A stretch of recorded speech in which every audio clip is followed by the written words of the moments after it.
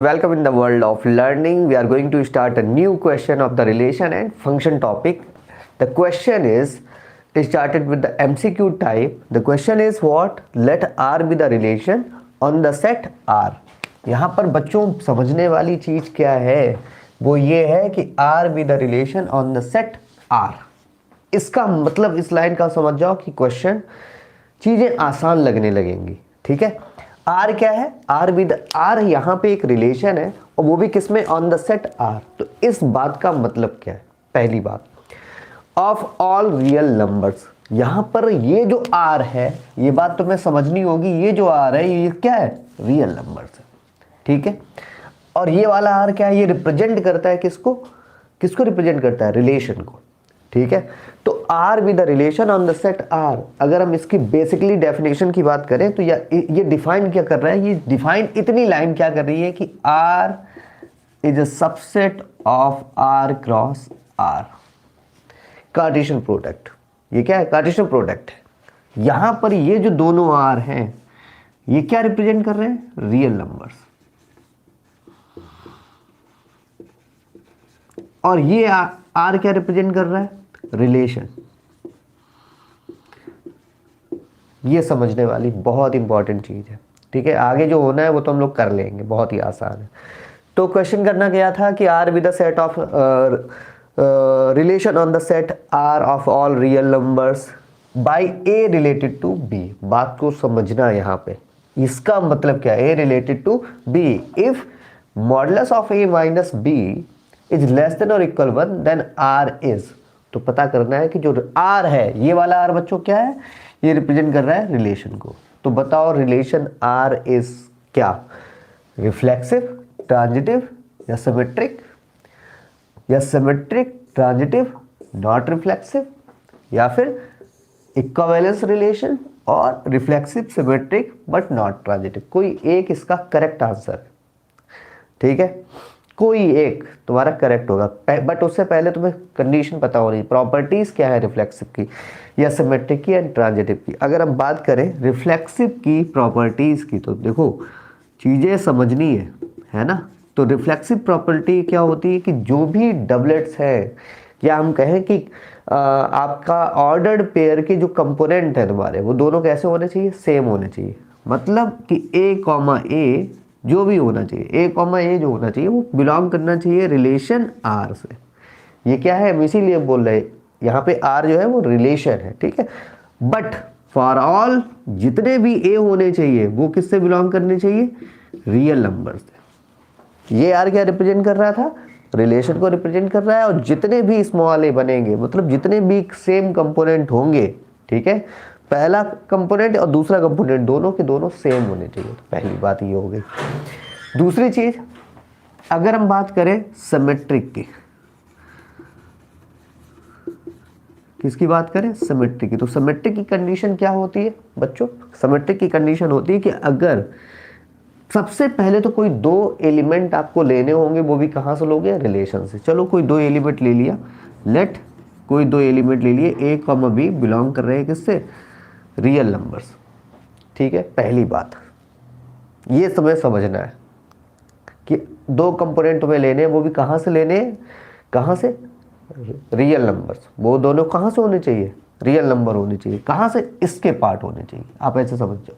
Cartesian product कभी भी relation उसका रियल नंबर्स का आप करोगे, ठीक है, तो आप सब समझते हो क्या मिलेगा आपको. तो वैसे ही सिमेट्रिक की कंडीशन तो क्या है इसमें कि ए और बी दो एलिमेंट लोगे, वो भी कहां से लोगे? रियल नंबर से. अभी बोल हम तुम्हें इसमें दिखाएंगे अभी कि जैसे ए कॉमा बी. हाँ, अब जो कंडीशन आई कि ए कॉमा बी अगर बिलोंग कर रहा है रिलेशन आर में, ठीक है, तो 100% बी कॉमा ए भी बिलोंग करना चाहिए किसमें? रिलेशन आर में. सही है. ये बात बिल्कुल क्लियर हो गई. रिफ्लेक्सिव हो गया, सिमेट्रिक हो गया. मीन्स यहाँ पे लिख सकते हैं इफ अगर ए कॉमा बी बिलोंग कर रहा है आर में तो 100% बी कॉमा ए जो है वो भी बिलोंग करना चाहिए आर में. लास्ट कंडीशन है ट्रांजिटिव. ट्रांजिटिव होने के लिए क्या जरूरी है कि अब यहाँ पर दो एलिमेंट आपने लिए थे. अब यहाँ पे ट्रांजिटिव में कितने लेने पड़ेंगे आपको? 3 एलिमेंट लेने पड़ेंगे. चलो कोई ले लेते हैं 3. अभी तो यहाँ पे हम एग्जांपल दे रहे हैं, तो ए कॉमा बी कॉमा सी अगर बिलोंग कर रहे हैं रियल नंबर आर में, मैं इसीलिए बोल रहा हूँ रियल नंबर आर में। जब रिलेशन बोलूँ तो उसको ध्यान से सुनना, और रियल नंबर बोलूँ तो उसको ध्यान से सुनो। तो ए बी एंड सी अगर बिलोंग कर रहे हैं रियल नंबर आर में, तो हमारी कंडीशन क्या है, if A and A comma B belong कर रहे हैं real number A comma B अगर रिलेशन में आर में बिलोंग कर रहे हैं, देखो कंफ्यूज होने की जरूरत नहीं है बिल्कुल भी। जो मैं बोलूं कि ए कॉमा बी किस में बिलोंग कर रहा है, रिलेशन आर में, एंड बी कॉमा सी वो भी बिलोंग कर रहे हैं रिलेशन आर में, तो दिस इम्प्लाइज 100% ए कॉमा सी भी बिलोंग करना चाहिए किसमें, रिलेशन आर में। अगर नहीं कर रहा तो फिर वो ट्रांजिटिव नहीं। इतनी बात क्लियर हो गई। अब आइए आपके क्वेश्चन में दिया क्या गया, आपके क्वेश्चन में पूछा गया है कि बताइए कि पहली बात छोड़ दो, आपके क्वेश्चन में क्या दिया गया, आप अपना पहले प्रूफ करके देखो रिफ्लेक्सिव सिमेट्रिक ट्रांजिटिव में क्या हो रहा है। आओ जरा, पहला रिफ्लेक्सिव। अच्छा, उससे पहले तुम अपना रिलेशन प्रिपेयर कर लो, आर जो है वो तैयार करो। किस तरीके से आर प्रिपेयर, यहां पर एक तरीके से दिया गया है बट समझ में नहीं आ रहा है आर कहाँ है, आर ढूंढना पड़ रहा है। तो आर को आप समझ लो, पहले इसको मैं रफ कर दूं। सबसे पहले आर डिफाइन है बट फिर भी थोड़ा सा अच्छे से कर लो। ए रिलेटेड टू बी को आप इस तरीके से भी लिख सकते हो, ए कॉमा बी, ठीक है। कंडीशन क्या दे रखी है कि इफ, आप ऐसे सच दैट भी लगा सकते हो कि modulus of A minus B less than और इक्वल 1 होना चाहिए, पहली बात, ठीक है। और यहां पर आपको यह समझना होगा कि ए और बी किसके मेंबर होने चाहिए, वो रिलेशन आर के मेंबर, उसके रियल नंबर के मेंबर होने चाहिए। ए एंड बी बिलोंग करना चाहिए रियल नंबर। ये है आपका वेल मेंटेन्ड, ये क्या है, रिलेशन है, ठीक है। और ये क्या है, रियल नंबर, सही है। आ जाओ, तो अब सबसे पहले हाँ रिफ्लेक्सिव, एक्चुअली वही होता है ना कि आर और आर दोनों लोगों को सेम समझ में आता है, वो रिलेशन है, ये रियल नंबर है, ठीक है। आइए, तो रिफ्लेक्सिव पहली प्रॉपर्टी है आपकी। रिफ्लेक्सिव में आपने देखा कि कैसे होना चाहिए, दोनों डबलेट सेटिस्फाइड होने चाहिए, सही है। अब मेरी बात को सुनो, अगर दोनों के दोनों होते तो इसका मतलब यहां पर ए कॉमा ए होता है ना, और यहां भी ए माइनस ए। अब यहां पर एक चीज देखो, फॉर ऑल जितने भी, मेरी बात को समझना, ये क्योंकि आपको ये चीज पहले से लेनी पड़ेगी। आप करोगे जो ए लेने जा रहे हो आप, है ना, जो ए ले रहे हो वो किसका मेंबर होना चाहिए, रियल नंबर्स का मेंबर होना चाहिए। तो for all A belongs to R, ध्यान से समझना, जितने भी ए होने चाहिए वो किसके मेंबर होने चाहिए, रियल नंबर के मेंबर होने चाहिए। तो इसमें हम सबको पता है कि रिफ्लेक्सिव कंडीशन में दोनों पेयर जो है, डबलेट जो भी है वो कॉमन होने चाहिए, मीन सेम होने चाहिए। अगर हम यहाँ पर देखें तो उस कंडीशन में यहाँ क्या होगा कि A minus A is less than और इक्वल 1। तो दिस इंप्लाइज, क्या सच में ए माइनस ए मीन्स 0, ठीक है, modulus of 0 that means 0 and less than और इक्वल 1। तो क्या बताओ कि 0 is such, it's a true. सोचो क्या ये ट्रू है, बिल्कुल सही है। तो तुरंत लिख दो, ही हैज गिवन रिलेशन,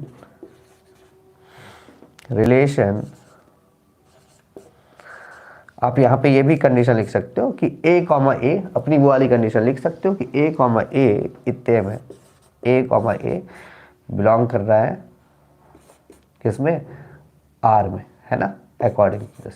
हाँ, यहाँ पे मैं लिख रहा था, तो has given relation R is reflexive, ये आपका कंप्लीट हो गया, ठीक है। देख लीजिए, तो ये बात थी कब आपका रिलेशन रिफ्लेक्सिव होता है। रिफ्लेक्सिव के लिए क्या कहानी है कि उसका जो डबलेट है वो कैसे होने चाहिए, सेम होने चाहिए और रिलेशन में बिलोंग करना चाहिए। और मीन्स कंडीशन जो है, वो जो कंडीशन दे रखी है उसको सेटिस्फाइड करना चाहिए। बिल्कुल सही कंडीशन दे रखी है, दोनों हमें, और जितने भी ए हमें लेने, एक चीज़ ध्यान रखना कि जो रिलेशन आर बनेगा आपका, ठीक है, उसकी अगर हम बात करें, वो 100% किससे बिलोंग करना चाहिए, जो भी ए कॉमा ए वो बिलोंग करना चाहिए आर से, ये बात सबसे इंपॉर्टेंट है। बट उससे पहले क्या है कि कंडीशन सेटिस्फाइड होनी चाहिए। कंडीशन का मतलब ये है कि जो भी आप ए ले रहे हो वो किसके मेंबर है, रियल नंबर्स के। तो अब वहां पर दोनों सेम होना चाहिए, मतलब यहां पर भी ए और बी की जगह पर भी ए होना चाहिए। तो ये पहली बात, ठीक है। तो ये रिफ्लेक्सिव हो गया। आइए करते हैं तुरंत सिमेट्रिक। सिमेट्रिक देखते हैं तुरंत। ये लिखा रहने दो, ठीक है। मतलब ए रिलेटेड टू बी को आप इस तरीके से लिख सकते हो, कोई दिक्कत नहीं। तो रिफ्लेक्सिव तो बिल्कुल ट्रू है। अब दूसरा देखते हैं क्यों। अच्छा, अभी इनका भी मतलब समझाते हैं। फिर है तुम्हारा रिफ्लेक्सिव, चाहे तो कहीं पे लिख दो रिफ्लेक्सिव क्या हो गया, डन, रिफ्लेक्सिव डन, ठीक है। अब आती है बात सिमेट्रिक की। सिमेट्रिक क्या है? सिमेट्रिक की कंडीशन में हमने आपको बोला था कि कितने एलिमेंट आपको लेने होंगे, कोई 2 एलिमेंट लेने होंगे, किससे, रियल नंबर से। चलिए लेते हैं, लेट कोई 2 मेंबर ले लो, ए और बी बिलोंग कर रहे हैं, चाहे तो लिख भी लियो रियल नंबर, मैंने बोल दिया फिर भी लिख लो, किसके मेंबर होने चाहिए, रियल नंबर के। तो इसमें कहानी क्या थी कि if A comma B belong कर रहा है आर में, आर मीन्स रिलेशन, किसमें बिलोंग कर रहा है, अगर रिलेशन आर में, तो इसका मतलब क्या है, दिस इंप्लाइज, तो ये क्या देगा, क्या रिजल्ट देगा कि अगर ए कॉमा बी बिलोंग कर रहा है आर में, कर रहा है बिल्कुल, तो इसका मतलब क्या होगा कि modulus of A minus B is less than और इक्वल 1। बोलो ठीक है, सही बात है ना। अब हमें दिखाना क्या है, हमें दिखाना है कि बी कॉमा ए बिलोंग कर रहा है क्या आर में, दिखाना क्या है, देखते हैं कि क्या ला पाएंगे, है ना। दिखाना नहीं है, यहाँ पर हमें चेक करना है कि सिमेट्रिक है भी या नहीं है। एक बात बताओ, मैं अगर, हमें सबको पता है कि हमें बी कॉमा ए दिखाना हो या तो हो सकता है या फिर नहीं हो सकता है, क्योंकि यहाँ पर पता ही नहीं है ना। भाई आपको शो करने के लिए थोड़ी ना बोला है उन्होंने कि आप प्रूफ करिए, आपको ये चीज़ समझनी होगी। यहाँ पर हम क्या कर सकते हैं, माइनस को कॉमन ले लो, माइनस कॉमन लोगे तो ये जो ए पॉजिटिव है ये कैसा हो जाएगा, निगेटिव, और जो निगेटिव भी है वो कैसा हो जाएगा, पॉजिटिव, लेस देन और इक्वल 1, इससे कोई इंपैक्ट नहीं पड़ रहा। अब एक बात को समझो, मॉडुलस में कोई मॉडुलस है और मॉडुलस में निगेटिव है एलिमेंट, तो उसका मतलब क्या, वो तो भाई पॉजिटिव भी तो हो सकता है, वो तो पॉजिटिव हो जाएगा। निगेटिव ऑफ -1 क्या हुआ, +1 हुआ। तो फिलहाल हमें क्या करना है, यहाँ पर देखो ये चीज़ तो पॉजिटिव हो गई, सिर्फ सबको पता है, तो इसको लिख सकते हैं -a + b लेस देन और इक्वल 1। सही है, बोलो। तो दिस इम्प्लाइज, इस चीज़ को ये भी लिखा जा सकता है b - a is less than और इक्वल 1, क्योंकि b पॉजिटिव है और a अभी भी निगेटिव है। ये बात सही है। अब इधर इतना करने के बाद आपको सीधा समझना होगा, पहले मैं एक बार चेक कर लूँ, अभी रुको बाद में चेक कर लूँगा कि यहाँ तक आ रहा है कि नहीं आ रहा है।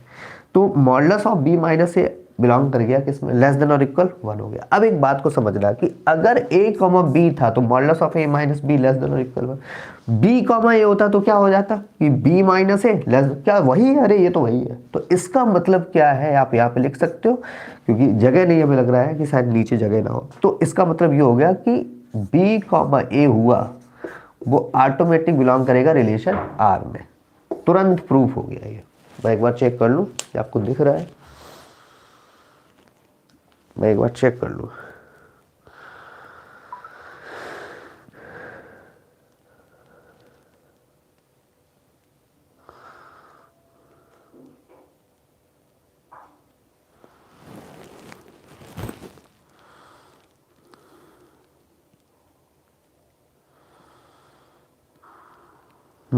बिल्कुल सही है।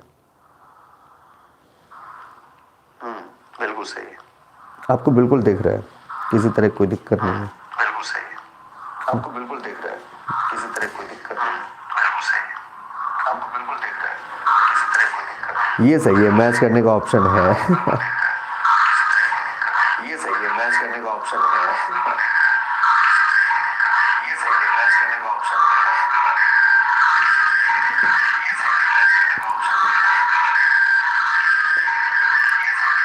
ठीक है बच्चों, तो चेक कर लिया, पूरा कैरेक्टर आपको दिख रहा है यहाँ तक। b, a भी बिलोंग कर गया r, मतलब कि अगर a, b बिलोंग कर रहा है तो b, इसका मतलब ये हो गया कि ये सिमेट्रिक भी है।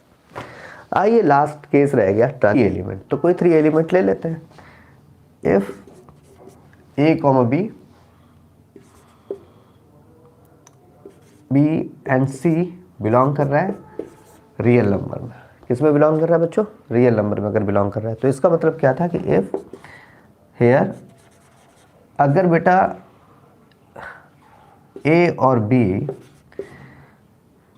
बिलोंग कर रहा है आर में, रिलेशन आर में, and B comma C belong कर रहा है रिलेशन वो भी आर में, तो दिस इम्प्लाइज क्या बिलोंग करना चाहिए? ए कॉमा सी बिलोंग करना चाहिए किस में? आर में करना चाहिए। अब मेरी बात को समझो, इसमें करना चाहिए, एग्जाम्पल लेके जरा करना एक।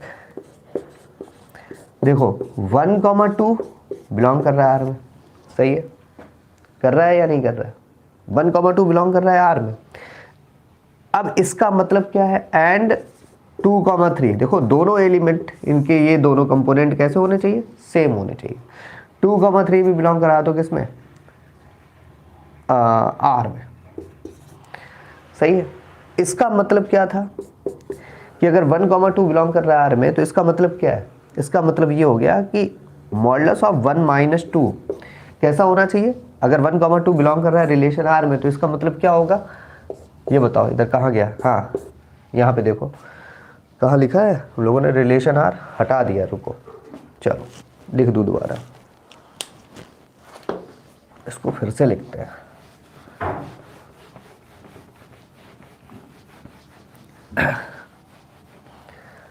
जो रिलेशन आर था वो हमारा था a comma B such that modulus of a minus B less than और equal 1 and a comma B belong कर रहा है रियल नंबर्स।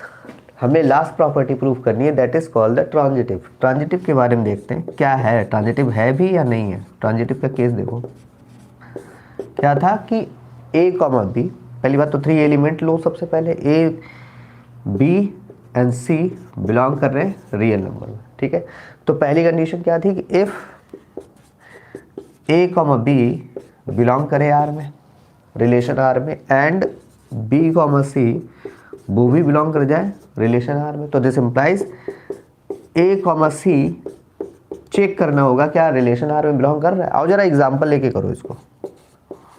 चलो जरा देखना कि अगर हमने लिया एक 4,5 वो बिलोंग कर जाए आर में, एंड दूसरा लिया हमने कि 5,6 बिलोंग करना चाहिए आर में। अब इस बात को समझना कि 4,5 बिलोंग कर रहा है आर में और 5,6 बिलोंग कर रहा है आर में, तो इसका मतलब क्या? आर फॉर रिलेशन है।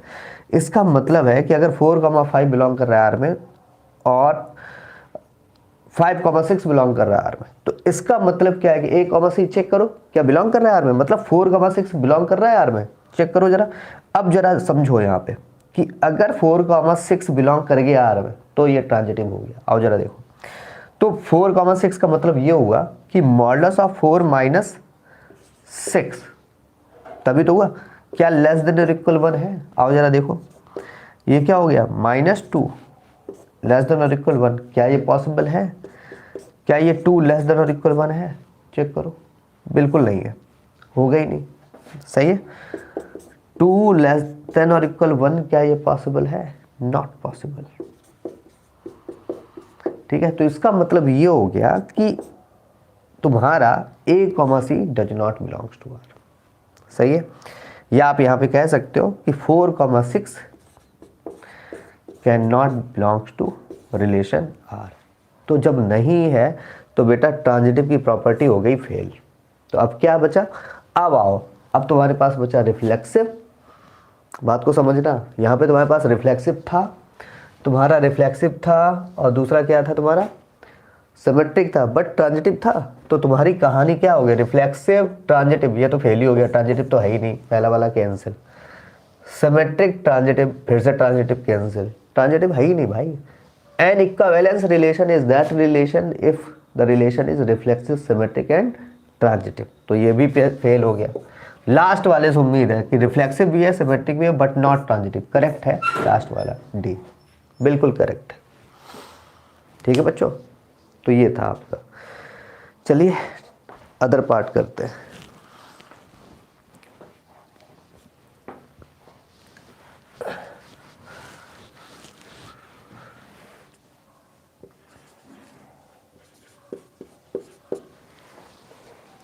तो बच्चों नेक्स्ट क्वेश्चन पूछा गया है कि the maximum number of equivalence relation on the set ये एक सेट है, ठीक है। तो बताइए, आपसे पूछा गया आप मैक्सिमम इक्विवेलेंस रिलेशन कितने बना सकते हो।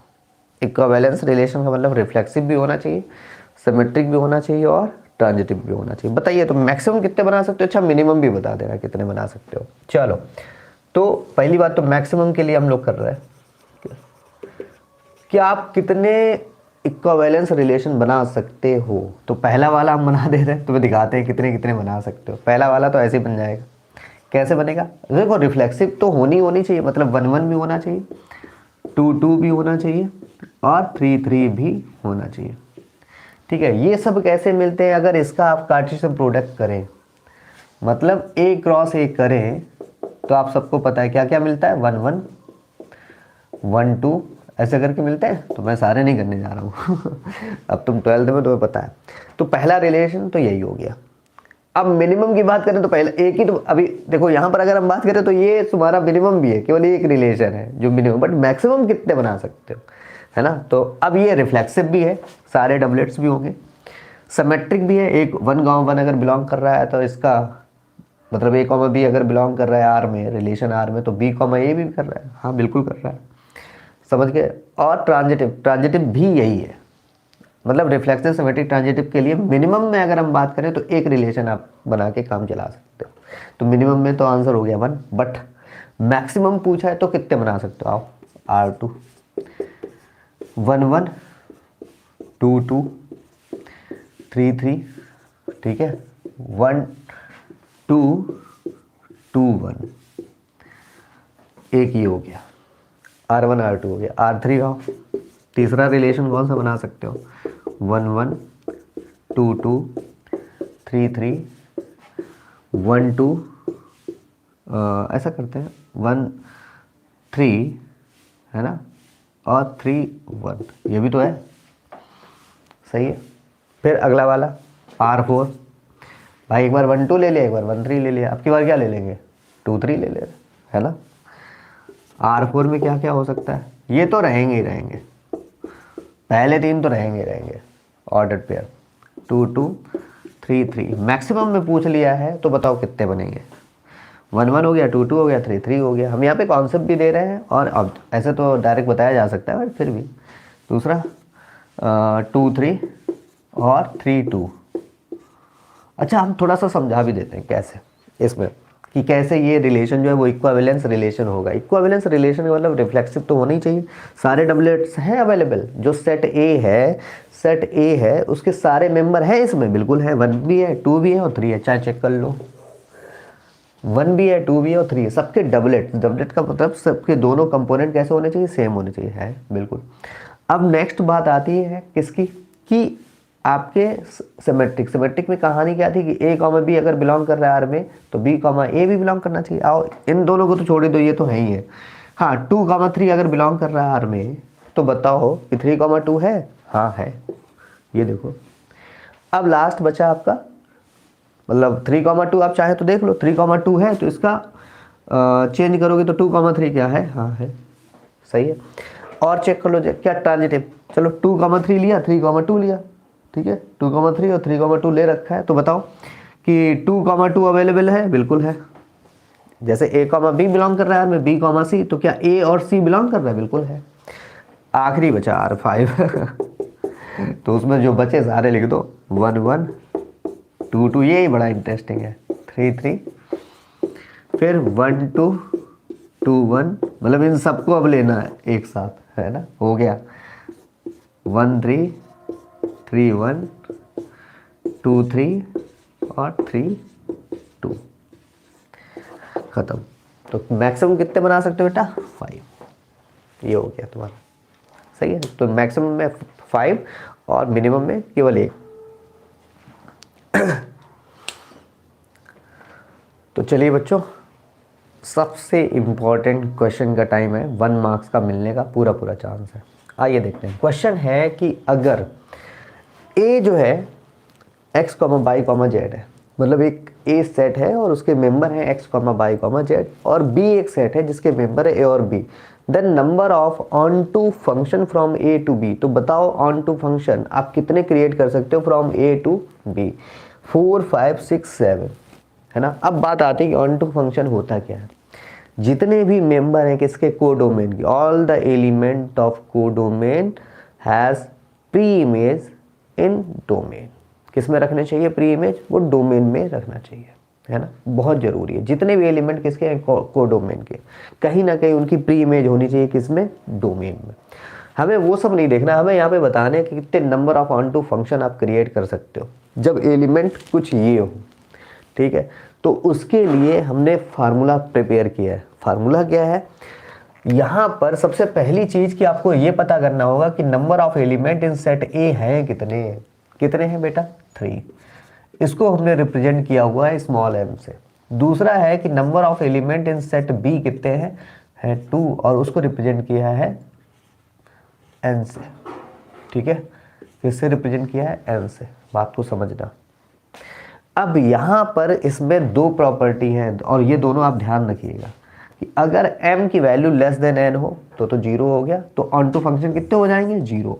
और बेटा अगर m ग्रेटर देन और इक्वल n है, जैसे यहाँ पे m जो है वो कैसा है, ग्रेटर देन n है, ठीक है, या ग्रेटर देन और इक्वल n हो, m और n दोनों बराबर भी हो, तब भी फार्मूला ये होगा। फिर क्या होगा फार्मूला, तो required number of onto function कैसे लिखोगे, सिग्मा समेशन बोल सकते हैं कुछ लोग, r इज इक्वल 1 से लेके n तक, और n कितना है बेटा, 2, ठीक है, -1 टू द पावर n कितना था, 2 माइनस r, सही है।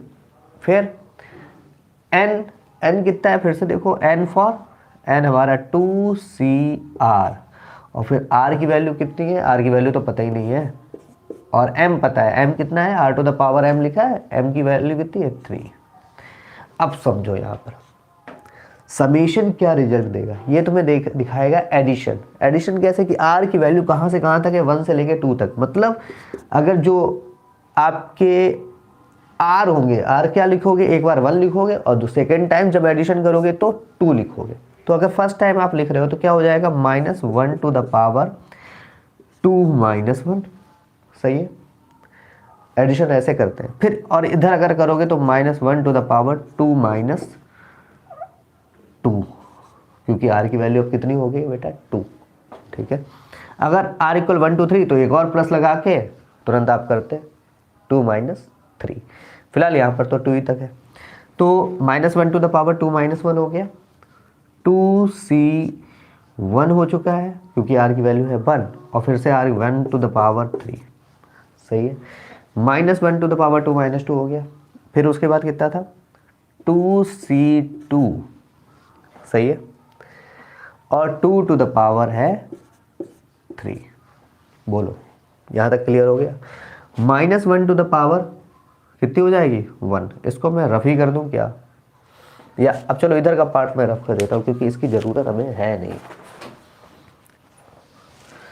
ठीक है। बस ये ध्यान रखना, 0 कब होता है, जब नंबर ऑफ एलिमेंट किसमें कम हो जाए, किसमें कम हो जाए बेटा, जो ये n है बड़ा हो जाए, तब समझो कि वैल्यू ऑन टू फंक्शन बनेंगे ही नहीं।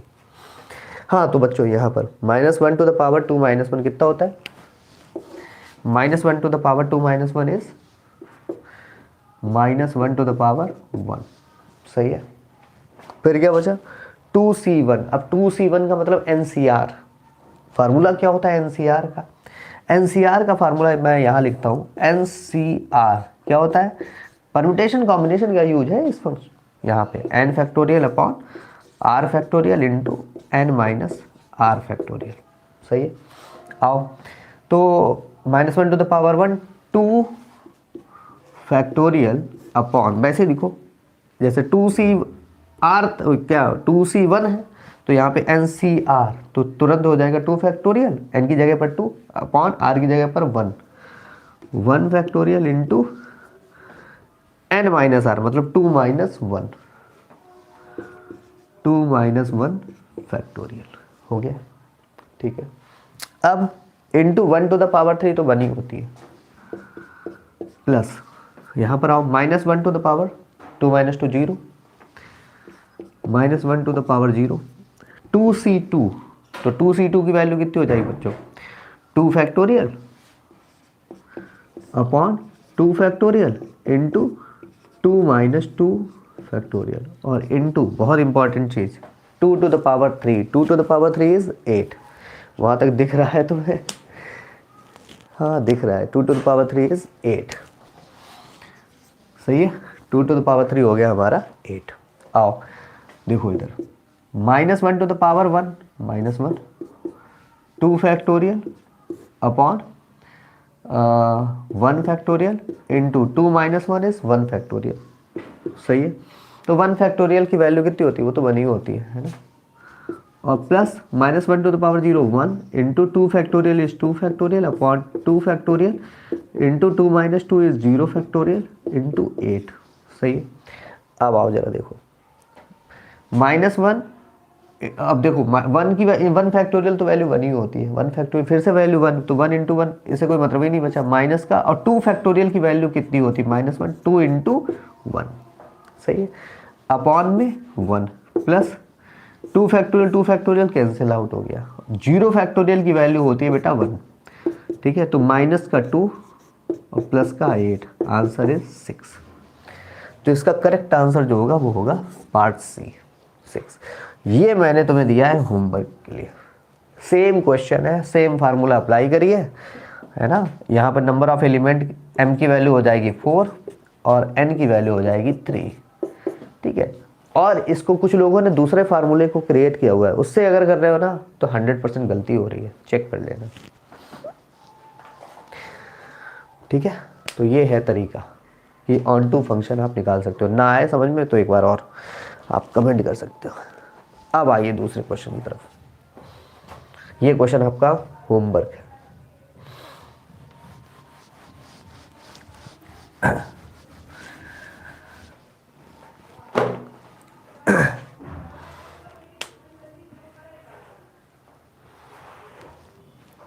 चलिए, तो नेक्स्ट क्वेश्चन जो बच्चों है वो और ज़्यादा इम्पोर्टेंट। ठीक है, सारे क्वेश्चन हम लोग जो इस लेक्चर में ले रहे हैं, जितने भी यूट्यूब पे लेंगे सब इम्पॉर्टेंट ही होंगे, है ना कहीं उनका पेपर से रिलेशन होगा, है ना। आइए, तो क्वेश्चन है कि set A has 3 element and set B has 4 element, then the number of injective function, injective mapping का मतलब हो गया 1 1, देन द नंबर ऑफ 1 1 आप कह सकते हो function, 1 1 function that can be defined from A to B. बताओ कितने 1 1 फंक्शन आप बना सकते हो। अब नंबर ऑफ एलिमेंट की बात आई थी कि number of element in set A जो है वो है कितने 3, and number of element in set B जो है वो है बेटा 4।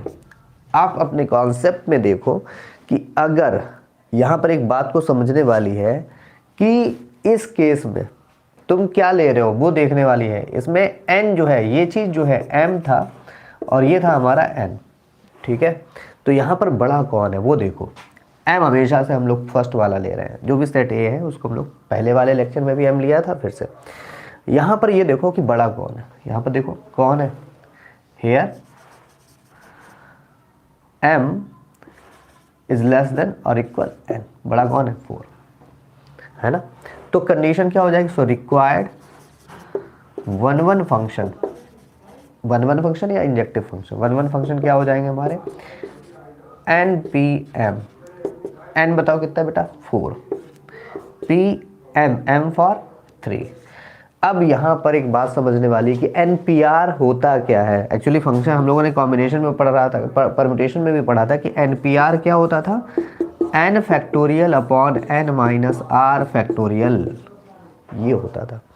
तो 4p3 कितना हो जाएगा बच्चों, 4 फैक्टोरियल अपॉन 4 माइनस 3 फैक्टोरियल, कोई दिक्कत नहीं है। तो 4 फैक्टोरियल क्या लिख सकते हो, 4 इंटू 3 इंटू 2 इंटू 1, और ये 4 माइनस 3 फैक्टोरियल मतलब 1 फैक्टोरियल, 1 फैक्टोरियल का मतलब 1, तो 4 3 जा 12, 2 जा 24, आंसर हो गया 24। तो ये भी आपका खत्म हो गया क्वेश्चन। तो इस तरीके से इस कॉन्सेप्ट की हेल्प से लगा सकते हो, बट ध्यान रखना I am greater than n तुरंत आया तो ये तुरंत नंबर ऑफ 1 1 फंक्शन कितने हो जाएंगे, 0 हो जाएगा, होंगे ही नहीं। चलिए भाई एक बे, चलिए तो बच्चों लास्ट क्वेश्चन की तरफ चलते हैं और बेहद इंपॉर्टेंट क्वेश्चन है, बेहद ज़्यादा इंपॉर्टेंट क्वेश्चन। देखिए बेहद और ऊपर से भी ज़्यादा। हाँ, क्वेश्चन क्या लिखा है, let R positive, R positive means positive real number, ठीक है, be the set of all possible positive real numbers and f such that are positive approaches to close interval 4, infinite such that fx is equal x square plus 4 to show that inverse of f exist। बातों को समझना और फिर पता करो कि find f inverse क्या होगा। अब समझो एक एक चीज को कि इस क्वेश्चन की डोमेन और कोडोमेन दोनों हैं क्या क्या।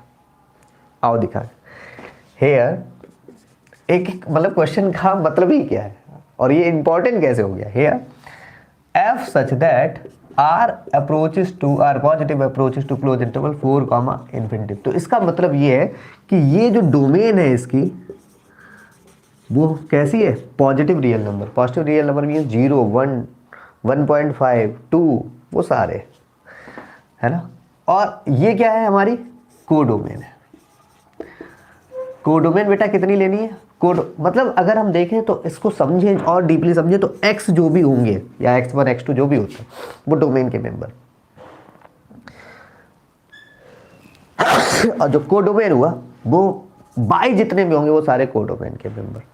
मतलब अब बाई में क्या होगा, 4 भी होगा, 4.5 भी होगा, सारे होंगे, बट कब तक होंगे, इनफाइनाइट, इनफाइनाइट को छोड़ के ठीक है। तो अब इसमें क्या कराना, क्या है, शो करना है कि inverse exist, inverse of f exist.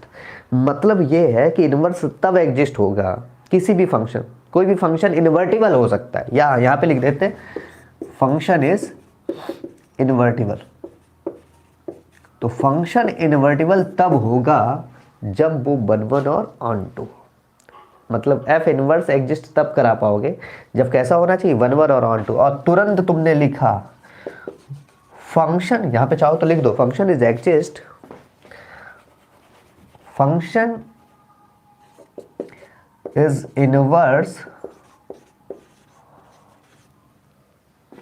Function is inverse या इनवर्स ऑफ एफ एग्जिस्ट, ये भी लिख सकते हैं, यही लिख दे क्योंकि यही दिया है, inverse of f exist only when function is 1 1 and onto. ये बात समझो, फंक्शन एफ इनवर्स जो है, इनवर्स ऑफ एफ बोलो या एफ इनवर्स जो है वो एग्जिस्ट तब होगा जब फंक्शन कैसा हो, 1 1 और ऑन टू। तुरंत कर दो 1 1 प्रूफ। 1 1 होने के लिए क्या जरूरी है बेटा, कोई दो मेंबर लोगे, कौन से, लेट x1 और x2 किसके मेंबर होने चाहिए, इसके या इसके। हमने आपको बताया था चाहे x लो चाहे x1 लो चाहे x2 लो चाहे कुछ भी लो, वो किसके मेंबर होंगे, पॉजिटिव रियल नंबर्स। जो डोमेन है वो क्या होनी चाहिए, पॉजिटिव रियल नंबर। तो हम सब ने पढ़ा था कि सच दैट कि f of x1 is equal f of x2। तो this implies x1 equal x2 दिखा दो तो हो गया प्रूफ। आओ जरा ऊपर, f ऑफ x1 कितना होगा बेटा, fx कौन था तुम्हारा, x स्क्वायर प्लस 4। तो f ऑफ x1 क्या हो जाएगा, x1 स्क्वायर प्लस 4। और f ऑफ x2 कितना हो जाएगा, बहुत ही आसान, x2 to the whole square plus 4। अब यहाँ पर दो बातें कि 4 4 तो कैंसिल आउट हो गया, तो x1 to the whole square is equal x2 to the whole square. सही है। तो दिस इंप्लाइज दो बातें आई हैं, एक क्या आई है कि या अब यहाँ पर देखो मेरी बात को ध्यान से सुनना और समझने की कोशिश करो कि x2 to the whole square अगर तुम्हें ट्रांसपोज भी करना है या तुम्हें नहीं करना है, मान लो x1 इज इक्वल अगर आएगा तो प्लस माइनस x2 आया, किस में बोलोगे कि ये 1 1 हो गया, 1 1 कैसे बोल दोगे, अभी थोड़े ना बोल दोगे, पहले तो समझो कि इसका मतलब है कि x1 इज इक्वल x2 और x1 is equal minus x2। अब बताओ क्या तुम्हारी डोमेन में निगेटिव वाली चीजें थी, चेक करो क्या डोमेन में कोई निगेटिव टर्म था, तो ये तो नेग्लिजिबल हो गया ना, ये तो तुम्हारा नहीं, इग्नोर करोगे ना इसको, केवल इसको लोगे, भैया नेगेटिव चीजें थी ही नहीं, तुम्हारी डोमेन में कैसी है, डोमेन तो सारी पॉजिटिव है, तो तुम इसको लोगे। Hence by taking x1 is equal x2 function is 1 1। सही है, पहली बात समझ में आ गई होगी तुरंत। भाई निगेटिव वाले कैसे ले सकते हो तुम, समझ रहे हो? निगेटिव वाले तुम ले ही नहीं सकते। क्यों नहीं ले सकते? तुम्हारी डोमेन ही नहीं है। तुम्हारे x1 इक्वल माइनस x2 कहाँ से हो सकता है? निगेटिव टर्म ही नहीं कोई, है ना। चलो, तो ये तो बात होगी 1 1 की। अब आती है सबसे बड़ी चीज, ऑन टू। ठीक है, अगर हो जाए तो फिर तो भैया फंक्शन आपका ऑलरेडी इन्वर्स हो जाएगा। आओ जरा, लास्ट है ऑन टू। ऑन टू में हमने आपको बोला था कि कोई एक आपको बाई लेने ही लेना है, कोई एक बाई ले लो। और बाई बेटा किसका मेंबर होता है? दोनों बाई। बाई किसका मेंबर होता है? कोडोमेन का। और कोडोमेन क्या है? हाँ, codomain is wait Utkarsh wait Priyam wait for 10 minutes 4 infinite. ठीक है, तो बाई जो है कोडोमेन जो है वो किसका मेंबर हो गया? क्लोज इंटरवल 4 इनफाइनाइट का मेंबर। अब मेरी बात को सुनो, अगर बाई कोडोमेन का मेंबर है तो इसका मतलब ये हो गया कि हियर और by is equal already F x, और एफ एक्स जो है वो तुम्हारा कौन है? चेक कर लो, एक्स स्क्वायर प्लस 4। ठीक है, अब यहाँ पर अगर तुम्हें निकालना है तो दिस इम्प्लाइज हमें ऑन टू के लिए हमेशा x चाहिए, हमेशा x चाहिए। तो y is equal x square plus 4। इधर आओ जरा, तो x square is equal by minus 4। सही है, अब x कितना हो जाएगा? Root of by minus 4। तो तुमने पढ़ रखा है ये सारे के सारे जो भी हैं ये किसके मेंबर होंगे? जितने भी तुम्हें बाई की वैल्यू तुम कुछ भी रख लो, बट कितनी रख सकते हो? बाई की वैल्यू तुम रख सकते हो 4 से लेके इनफाइनाइट तक। तुम्हें तुरंत क्या होगा? तुम्हें ऑलरेडी x मिलेगा। चेक कर लो, तुम रख लो। क्या रखोगे बताओ? क्या रख दिया जाए? 4 रखोगे? 4 रख लो। Root zero means 0। और क्या 0 मेंबर है x का? क्या x 0 है? बिल्कुल, पॉजिटिव रियल नंबर है, बिल्कुल है। मतलब ये हमें क्या मिल रहा है? ये दे रहा है हमें r पॉजिटिव। बाई आप कुछ भी रखो मिलेगा आपको r पॉजिटिव। कैसे? बाई की जगह पर रखो, अभी हमने 4 रखवाया, क्यों? क्योंकि बाई की जगह पर आप 4 रख सकते हो, क्लोज इंटरवल है। ठीक है, तो r पॉजिटिव ही मिलेगा। भाई 0 क्या है? 0 तो r पॉजिटिव है, x इक्वल ही मिलेगा। मतलब for all values of by, for all values, ये लिखा है for all values of by, for all values of by, ऐसा लिख ही देते हैं, for all values of by, by की हर वैल्यू के लिए, for all values of by has pre image, हम तो प्री इमेज लिख देते हैं, प्री इमेज इन डोमेन। ठीक है, तुरंत। तो फंक्शन क्या हो गया? Hence the function is, hence function is onto. तो तुरंत फंक्शन क्या हो गया? Onto. और बच्चों इसकी इन्होंने पूछी थी find f inverse. F inverse मतलब इसकी इनवर्स इमेज, एफ इनवर्स क्या होगा? या आपके में पूछा जा रहा है एफ इनवर्स एक्स। तो बच्चों ये बात समझो, ये जो चीज है जो x आया that is root by minus 4, तो ये तुम्हारा वैसे तो एफ इनवर्स ऑफ बाई है, that is root by minus 4। तो वो तो पूछेंगे तुमसे एफ इनवर्स एक्स, तो is that f inverse x क्या हो जाएगा? बस बाई के प्लेस पर क्या लिख दोगे? x लिख दोगे, that is equal root of x minus 4। This is the required answer.